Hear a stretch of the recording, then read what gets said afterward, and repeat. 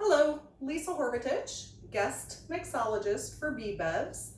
I hope everyone is having a good Friday evening. The drink I'm going to be making today is the Prickly Pear Margarita.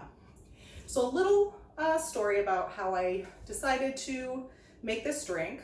I was actually invited to a friend's birthday party, and I really wanted to put a little gift basket together and put in a signature drink in all the ingredients.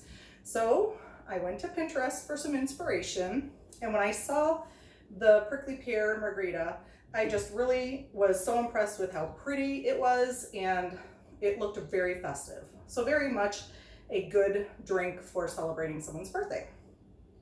So of course, I also like making recipe cards, and I've made a couple recipe cards for Sarah Jacobson to share with everyone as JPEG images, so you can print those. I tend to laminate my recipe cards, so when I'm making the drinks, it doesn't get anything on it, and it lasts a long time. So I actually made 2 recipe cards with slightly different recipes.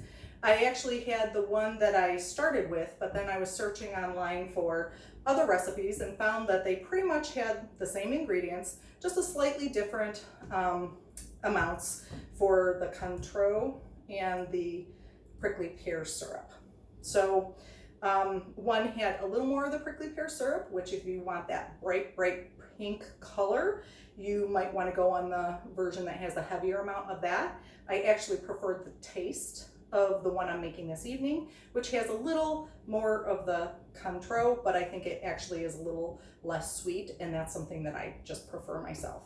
So, anyways, after I was searching for this recipe and I found the recipe, I actually did have a little difficulty finding the prickly pear syrup.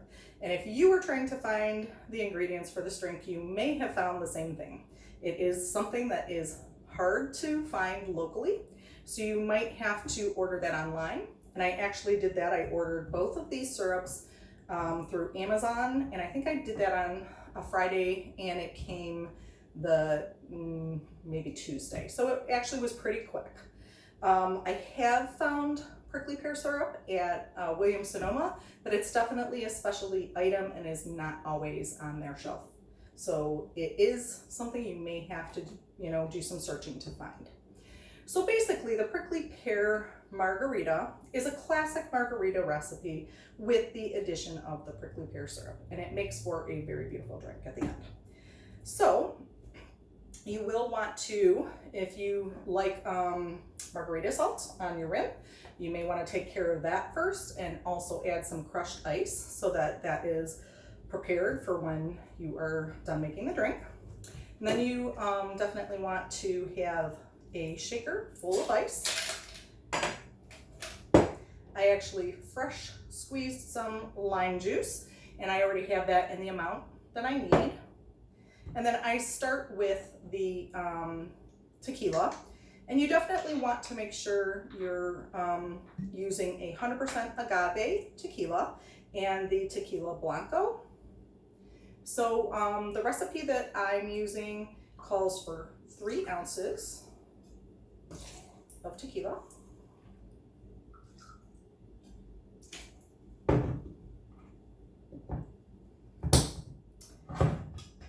It requires 1.5 ounces of Cointreau,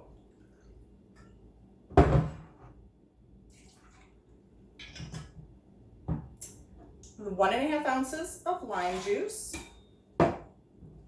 and then the prickly pear syrup. I poured a little too much. That is 3/4 of an ounce of prickly pear syrup.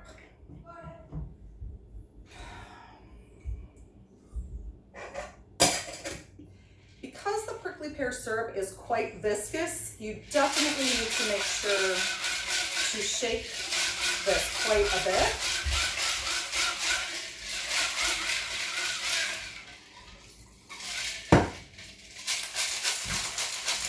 I lost my shaker cup. But as you can see, you end up with a beautiful drink.